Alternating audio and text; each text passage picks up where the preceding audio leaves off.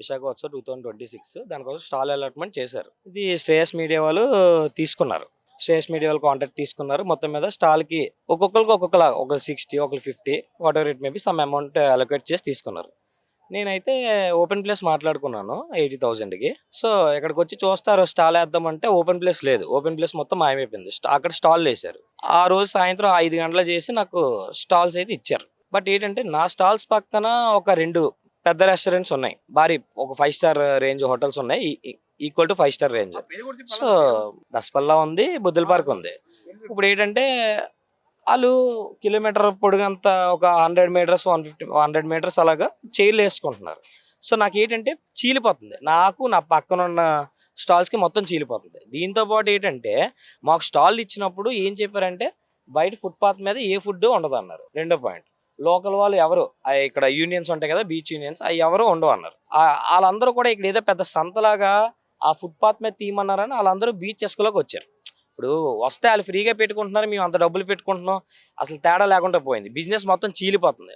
Literally చెప్పాలంటే నేను stall కట్టిన డబ్బుల్లో సగం కూడా ఈ రోజుకి అమ్మలేదు, ఈ 2 రోజులు పెట్టి. ఫస్ట్ రోజు ఏమో పోలీసులు అక్కడ ఆపారు, మసీదర్ని దగ్గర ఆపేశారు.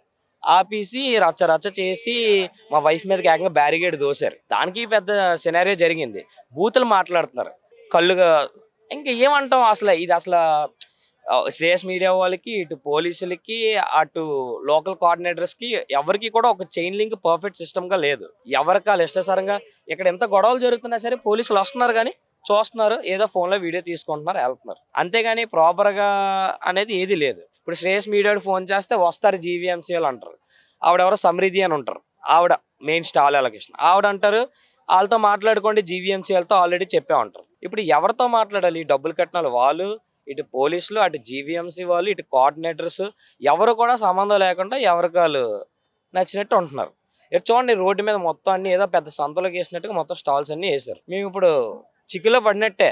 అసలు స్టాల్కి అంతంత అమౌంట్లు తీసుకొని ఇప్పుడు మళ్ళీ పవర్ మెయిన్ పవర్కి వస్తే పవర్కి లాస్ట్లో 7,000 అడుగుతున్నారు.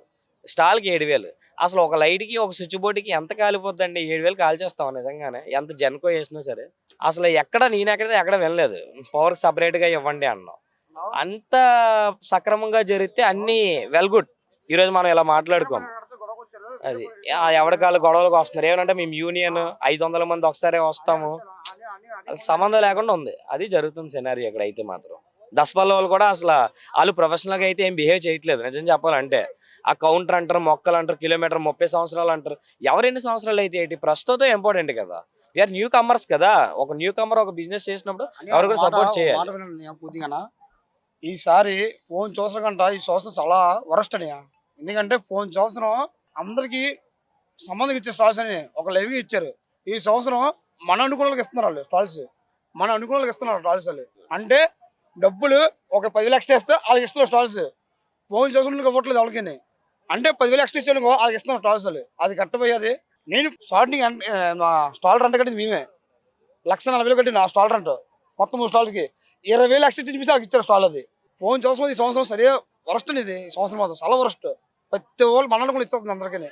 లాస్ట్ టైం అనేది రెవెన్యూ కొనడం అన్ని చాలా వరస్ట్. చాలా అందరూ కూడా తర్వాతగా ఇచ్చారు స్టాల్స్. ఈ సంవత్సరం ఇది ఇచ్చారు కానీ మొత్తం అంతా వరస్ట్ అయిపోయింది మొత్తం అంతా.